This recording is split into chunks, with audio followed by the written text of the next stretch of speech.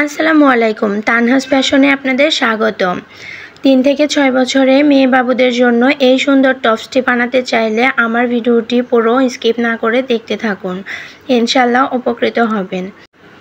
এই জামাটি আমি লম্বায় নিয়েছি 20 ইঞ্চি আর বডি নিয়েছি 30 ইঞ্চি। প্রথমে কাপড়টিকে আমি 4 ভাঁজে ভাঁজ করে নেব। এবার গলার মাপ নেব। গলার চওড়া নেব 2 ইঞ্চি আর লম্বাতে নেব 3.5 ইঞ্চি। এখানে পিছনের গলা আর সামনের গলা আমি 2 মাপ নেব। সামনেরটা নেব 3.5 ইঞ্চি, এজন্য 3.5 ইঞ্চিতে একটা দাগ কেটে নিচ্ছি আর 2.5 ইঞ্চিতে একটা দাগ কেটে নিচ্ছি। আপনারা চাইলে সমানও নিতে পারেন। আমি যেহেতু জামার পিছনে চেন দেব এই জন্য জামার পিছনের গলাটা ছোট করে দিলাম। এবার আমি দাগ কেটে নিচ্ছি।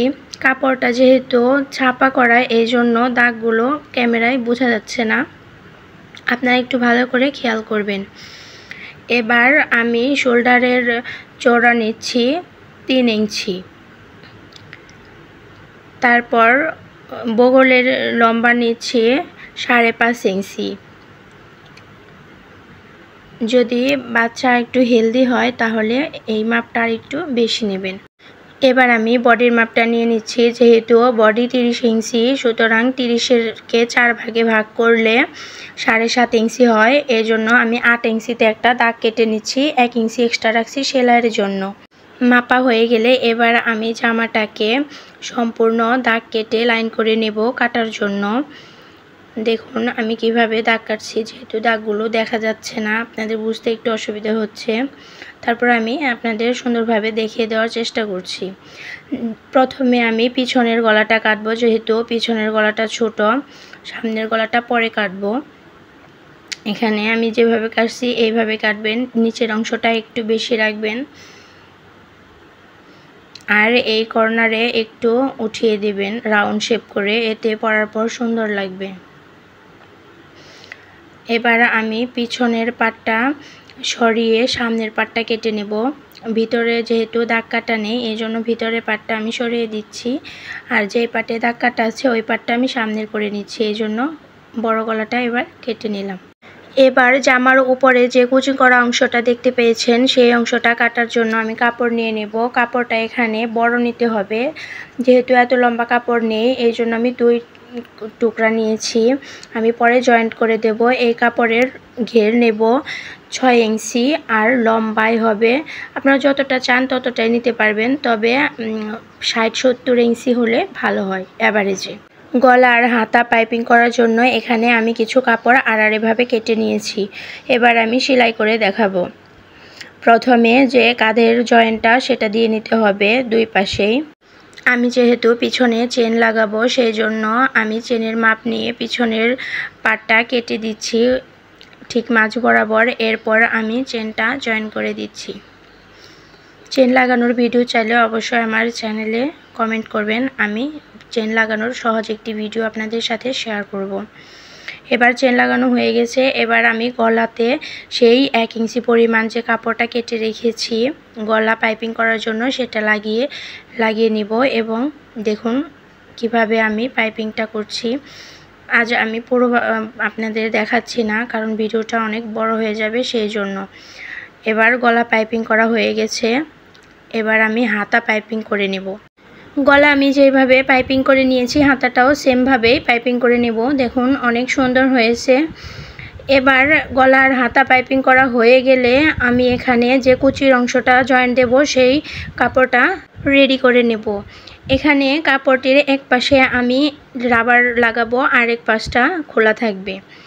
দেখুন প্রথমে আমি যেহেতু 2 টুকরা কাপড় নিয়েছি সেই জন্য আমি জয়েন্ট করে নিলাম।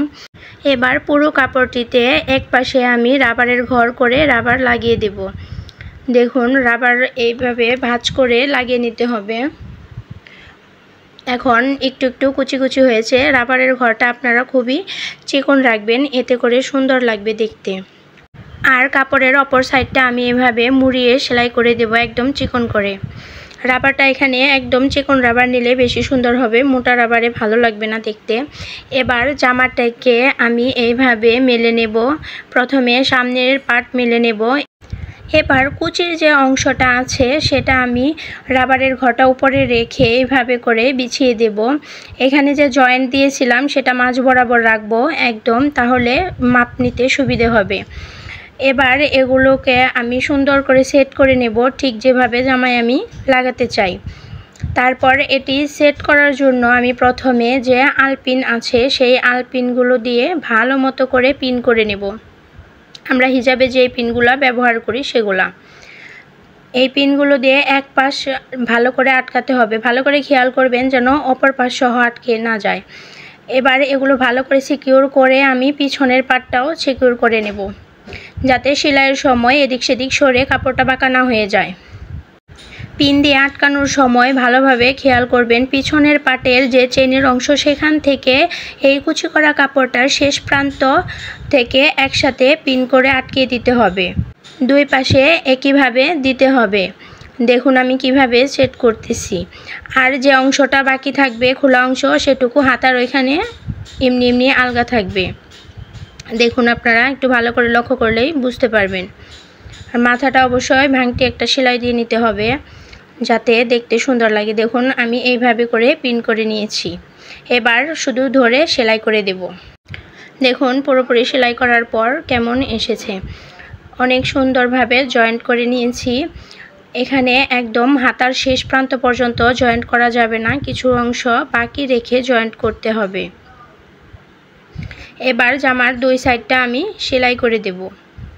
কুচির অংশটা অবশ্যই ভিতরে ঢুকিয়ে নিতে হবে। এবার দুই পাশ সেলাই করার পর দেখুন আমার জামাটা প্রায় কমপ্লিট। এবার নিচের অংশটা শুধু এভাবে ভাঁজ করে সিলিয়ে দেব। এরকম সুন্দর সুন্দর জামার ভিডিও পেতে চাইলে আমার চ্যানেলটিকে অবশ্যই সাবস্ক্রাইব করে রাখবেন। আমার চ্যানেলে বাবুদের এবং বড়দের সুন্দর ডিজাইনের জামা বানানোর ভিডিও আমি করে থাকি। আর ভিডিওটি ভালো লাগলে অবশ্যই লাইক কমেন্ট শেয়ার করে পাশে থাকবেন। এতক্ষণ ধরে আমার ভিডিও ধৈর্য ধরে দেখার জন্য ধন্যবাদ। আল্লাহ হাফেজ।